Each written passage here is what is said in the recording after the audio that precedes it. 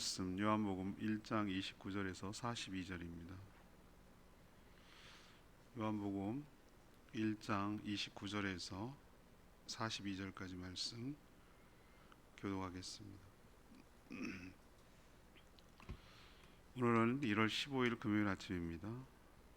1월 15일자 본문 요한복음 1장 29절에서 42절, 신약성경 143쪽입니다. 이튿날 요한이 예수께서 자기에게 나아오심을 보고 이르되, 보라, 세상 죄를 지고 가는 하나님의 어린 양이로다. 내가 전에 말하기를 내 뒤에 오는 사람이 있는데 나보다 앞선 것은 그가 나보다 먼저 계심이라 한 것이 이 사람을 가리킴이라. 나도 그를 알지 못하였으나 내가 와서 물로 세례를 베푸는 것은 그를 이스라엘에 나타내려 함이라 하니라.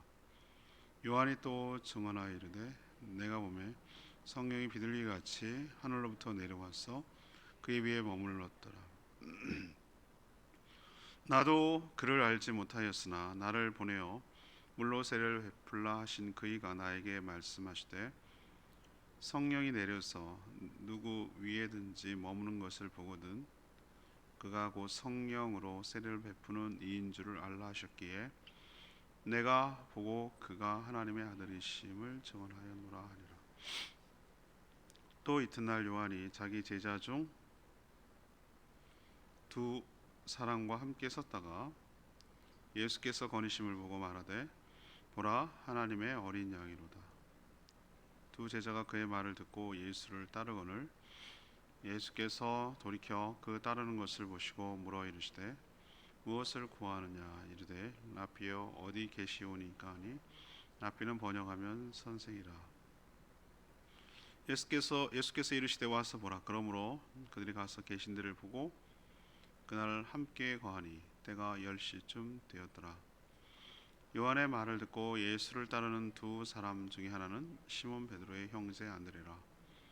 그가 먼저 자기의 형제 시몬을 찾아 말하되, 우리가 메시아를 만났다 하고, 메시아는 번역하면 그리스도라. 데리고 예수께로 오니 예수께서 보시고 이르시되, 네가 요한의 아들 시몬의 장차 게바라 하리라. 게바는 번역하면 베드로라.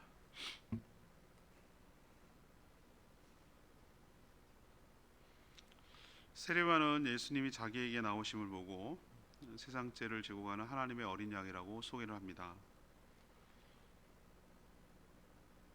하나님으로부터 성령이 머무는 것을 보면 그분이 바로 성령으로 세례를 베풀 분이라고 그렇게 알아보라고 들었기 때문입니다.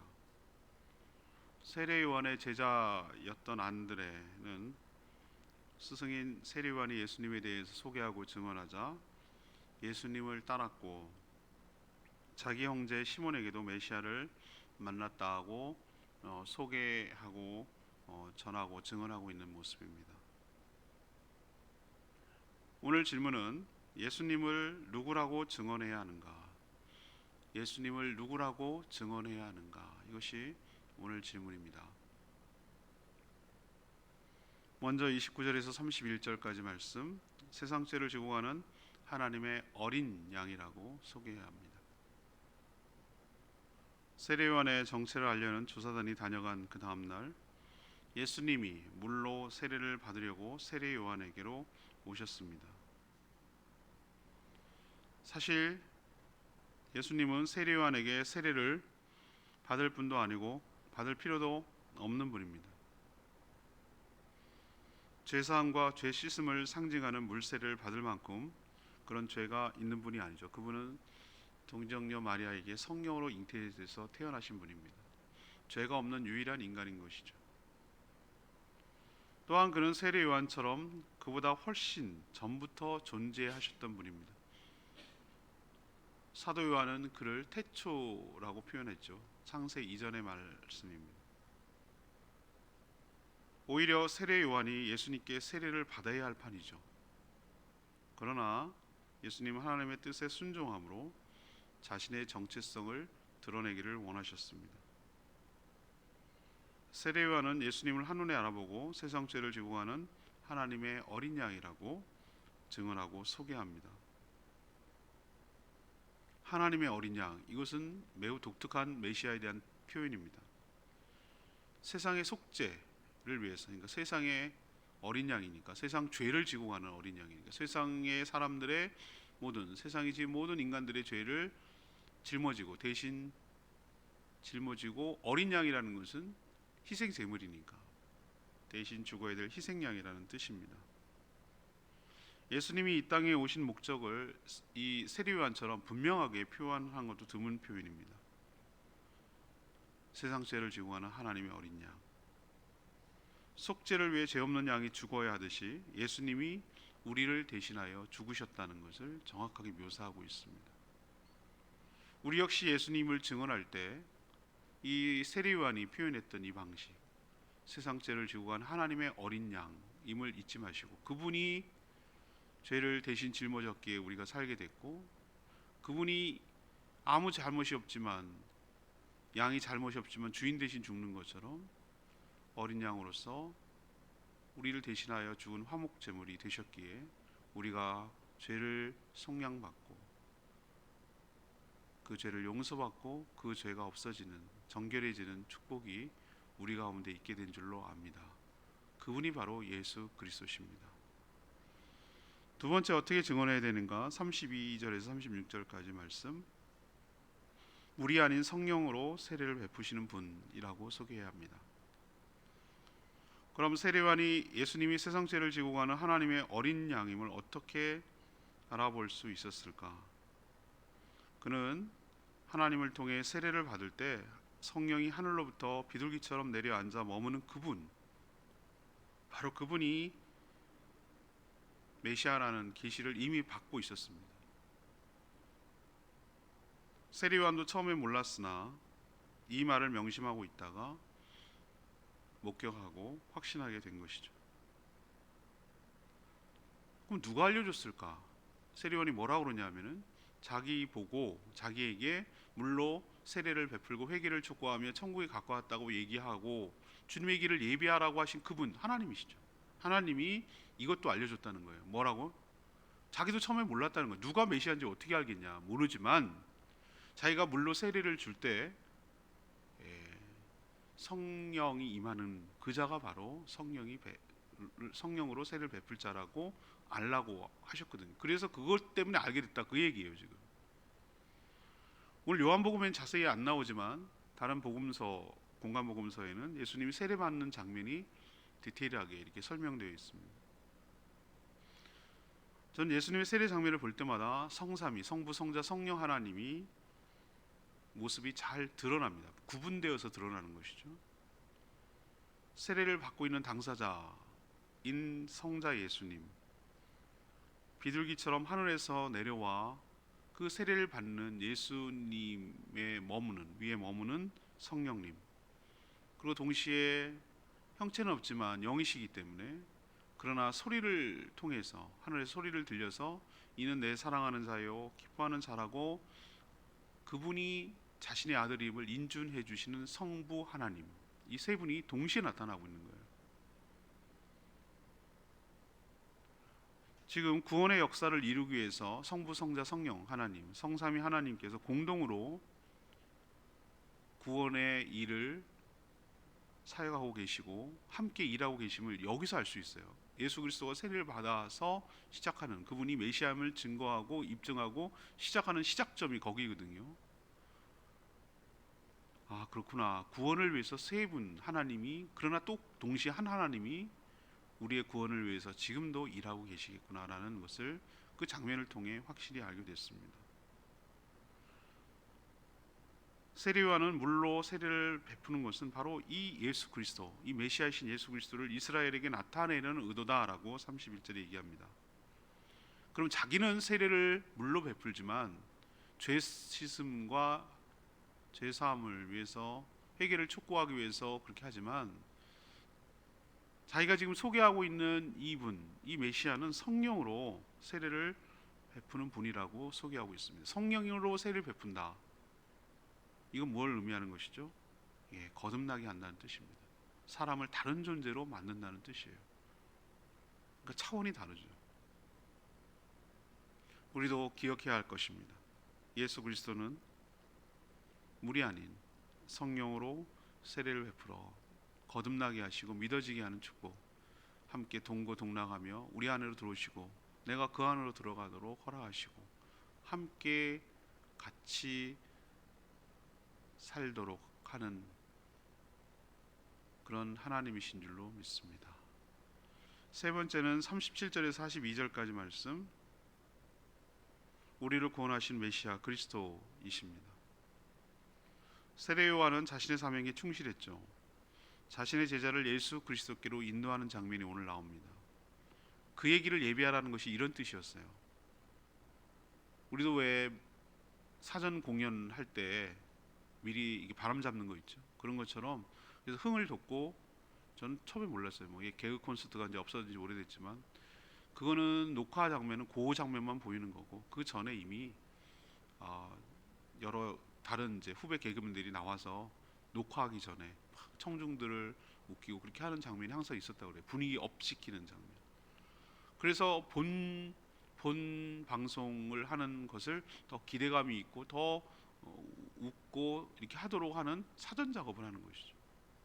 전 세례 요한이 그런 역할을 했다고 생각해요. 예수님이 오시기 전에 미리 사전 작업을 하는데 자신을 따르는 수많은 자들, 회개를 촉구하고 물세를 받고 그를 따르는 자들을 예수님께로 인계하고 인수하고 저분이다 바로 라고 얘기하는 그 역할을 지금 굉장히 충실하게 하고 있다는 것을 볼 수 있어요. 예수님이 거느시는 걸 보고 세례 요한이 또 한 번 하나님의 어린 양이라고 소개를 합니다.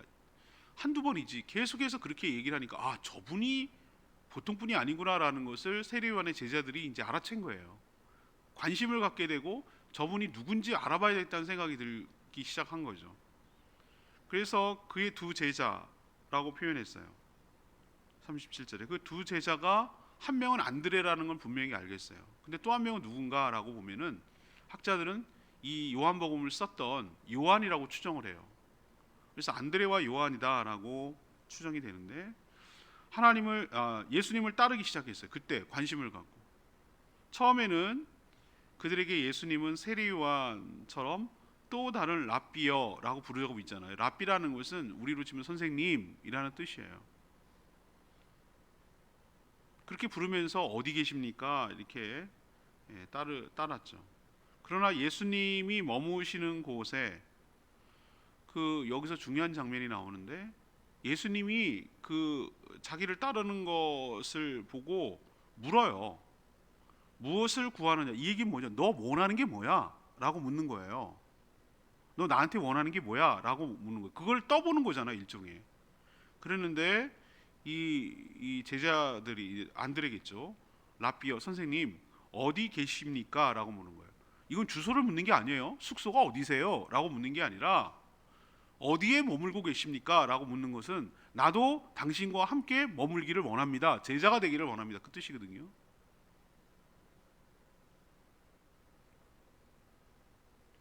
친절하게 왜 가로 열고 랍비는 번역하면 선생이라고 그랬냐면 인식 수준이 처음엔 그랬다는 얘기예요. 선생님이었어요. 자기 스승인 세례 요한처럼 그런 스승님이었어요. 또 다른 좋은 선생님을 바꿨던 거죠. 그런데 말이죠. 39절에 보니까 그럼 와서 봐라 하고 허락해 준 거예요. 그런 목적이라면. 그들이 가서 계신대를 보고 그날 밤 함께 거했다고 그랬어요. 계신대를 받고 그날 함께 거했다고 그랬어요. 이게 핵심이에요. 그날 함께 거한 거예요. 거했다는 얘기는 예수님과 함께 지낸 거예요. 머문 거예요. 그 시간까지 얘기해요. 때가 10시라고. 얘네들은 0시가 6시예요. 12시니까 4시쯤 됐겠죠. 10시가 10시라고 하면 4시쯤 되겠죠. 머문 거예요. 그랬더니 생각이 달라졌어요. 생각이 달라진 걸 어떻게 하면 호칭으로 알 수 있어요. 그래서 안드레는 자기 형제, 그러니까 이게 브라더예요. 친형제, 브라더. 친형제인 시몬, 가로 열고 베드로, 나중에 베드로가 되죠. 시몬을 찾아가면서 말합니다. 뭐라고 이제 얘기하냐면은 우리가 누굴 만났다? 메시아를 만났다. 친절하게도 메시아를 번역하면 그리스도라. 왜? 인식의 차이가 바뀌었다는 거예요. 처음에는 뭐였죠? 라비어 선생님이었어요. 근데 함께 거하고 머물고 이분을 보니 이분이 바로 그리스도네, 메시아네, 우리가 그렇게 기다리던 메시아네라고. 진짜 좋은 거는 누구한테 먼저 전합니까? 가까운 사람한테 전하게 돼 있어요. 자기 형제부터 전하는 거잖아요. 너무 좋으면은 이걸 빨리 형 진짜 알았어, 받났어, 진짜야 라고 얘기를 하잖아요. 그죠? 그게 고대하는 거니까. 이런 변화 과정이 있는 거예요. 그리고 자기 형제 시몬을 예수님께로 데리고 오죠. 이게 전도죠. 이게 제자를 만드는 일이죠. 맞죠? 예수님을 소개하고 예수님께로 데려오는 거. 메시아는 히브리어고요, 그리스도는 헬라어예요. 같은 말이에요. 같은 말.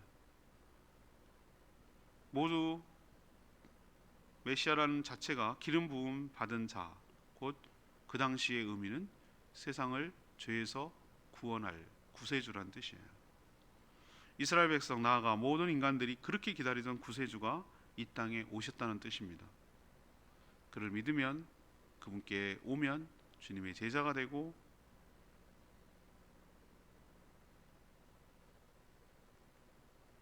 그분께 존귀하게 쓰임받는 복된 인생이 될 줄로 믿습니다. 처음에는 시몬이었지만 장차 게바 번역 베드로거든요. 그에 위해 반석을 세우는 것이죠. 오늘 레마의 말씀인 33절 말씀, 나도 그를 알지 못하였으나 나를 보내어 물로 세를 베풀라 하신 그이가 나에게 말씀하시되 성령이 머물거든. 이 표현이 나와요. 세례요한의 고백에서 우리가 하나님의 뜻을 분별하고 순종할 수 있는 비결이 여기서 나옵니다. 그는 평소에도 하나님의 음성을 들었어요. 관계가 좋았기 때문에 그래요. 물로 세례를 베풀라는 하나님의 뜻에 순종한 거죠. 너는 가서 물로 세례를 베풀고 회개를 촉구하고 하나님 나라를 가까웠다고 얘기해라 라고 해서 한 거예요. 순종할 때 그 다음도 알 수 있어요. 제가 첫째 주인가요? 지난 첫째 주 하나님을 경험하는 삶이라고 마지막 주인가요? 설교할 때 그렇게 표현했잖아요. 순종할 때 그 다음을 보여주신다고. 하나님 한꺼번에 쫙 보여주면 좋을 것 같죠? 안 그래요. 우리 믿음을 보고 한 발 한 발 마치 징검다리 건너가듯이 우리가 어디까지 가늠할 수가 없어요. 이 강의 깊이가 길이가 어딘지 몰라요. 그러나 하나님은 한 발을 믿음으로 내디디면 믿음으로 내디뎌야 돼요. 이거 중간에 끊기면 어떡하지? 나는 못 건너면 어떡하지? 보폭이 넓으면 어떡하지? 이런 여러 가지 의심을 떨쳐내고 다음 보여주시는 행보, 단계를 보여주시면 믿음으로 한 발 딱 내디디면 그 다음이 보여요. 그 다음 할 일이 보인다고. 보세요. 처음부터 자기가 알았다고 그랬어요. 세례요한이 예수님을 몰랐다고 그랬어요. 몰랐지만 자기에게 물로 세례를 베풀어라라고 한 그분이 베풀었어요. 물과 세례를 베풀었어요. 그분이 나한테 말씀하시기를 세례를 베풀 때 성령이 머무는 그분이 바로 메시아야라는 걸 가르쳐 주셨잖아요. 그래서 알게 됐다. 그 얘기를 지금 하는 거거든요. 그 말씀을 마음에 둔 거예요. 마음에 명심하고 있다가 실제로 보니 확신하게 생겼고, 체험하니까, 경험하니까 확신하게 되었고, 그것을 뭐 하게 되는 거죠? 증언하는 거예요. 이 패턴이 이 과정이 굉장히 중요한, 하나님 뜻을 알아가고 순종할 수 있는 중요한 원리예요. 이게 우리가 하나님을 경험하는 삶에서 또 배우게 될 것이고요. 자, 오늘 다시 돌아가겠습니다. 세례요한이 예수 그리스도를, 세례요한뿐만 아니라 예수 그리스도를 누구라고 지금 증언하고 있는지에 대해서 얘기를 하고 있는데, 첫 번째는 뭐라고요? 세상 죄를 지고 가는 하나님의 어린 양, 그러니까 희생양이라는 거잖아요. 우리 죄를 대속해서 죽으신 희생양이라는 걸 보여주고, 두 번째는 물이 아닌 성령으로 세례를 베푸는 분, 성령을 주셔서 이게 숨을 이렇게 부를 때 성령이 임했다고 그랬잖아요, 그죠? 그 성령으로 임하셔서 거듭나게 하시는 분이라는 걸 알 수 있고, 또 세 번째는 그분이 누구냐고요? 우리를 구원하시는 메시아, 그리스도, 기름 부음 받은 자라는 것을 우리에게 소개하고 있는 줄로 압니다. 우리도 예수 그리스도가 누구신지 정확하게 알고 믿는, 그리고 증언하고 전하는 주님을 체험하는, 경험하는 복된 인생 되기를 축복합니다. 오늘 말씀 붙들고 기도하기 전에 찬양지 119장 부르고 기도하겠습니다.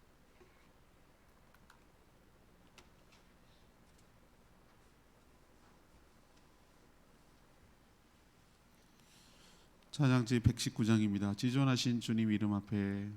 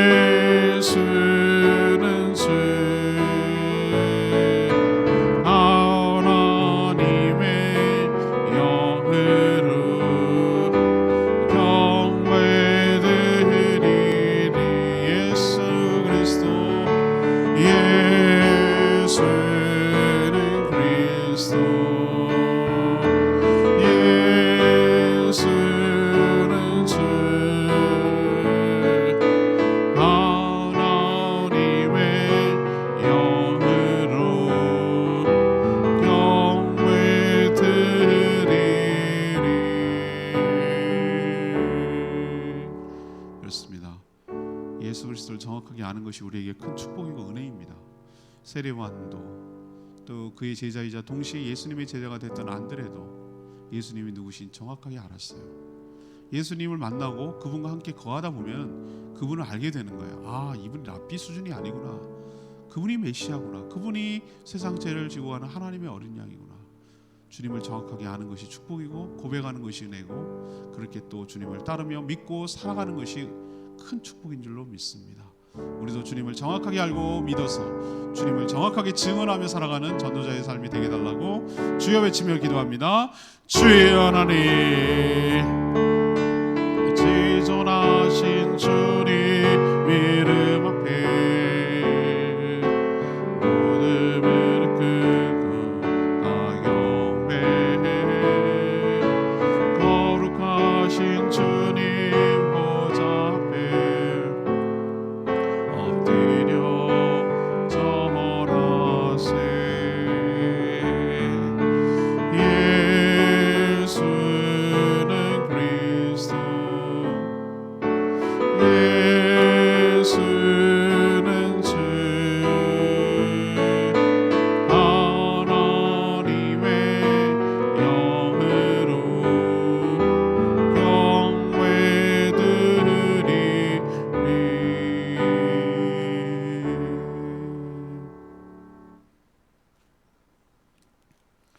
하나님, 세례요한과 그의 제자들을 통해 예수님을 누구라고 증언해야 하는지 깨닫습니다. 예수님은 세상 죄를 유고하는 하나님의 어린 양이십니다. 죄 없는 분이 십자가에서 보혈을 흘려 죽으셨기에 우리의 죄가 속죄받고 의롭게 될 수 있었습니다. 예수님은 성령으로 세례를 베풀어 주시는 분입니다.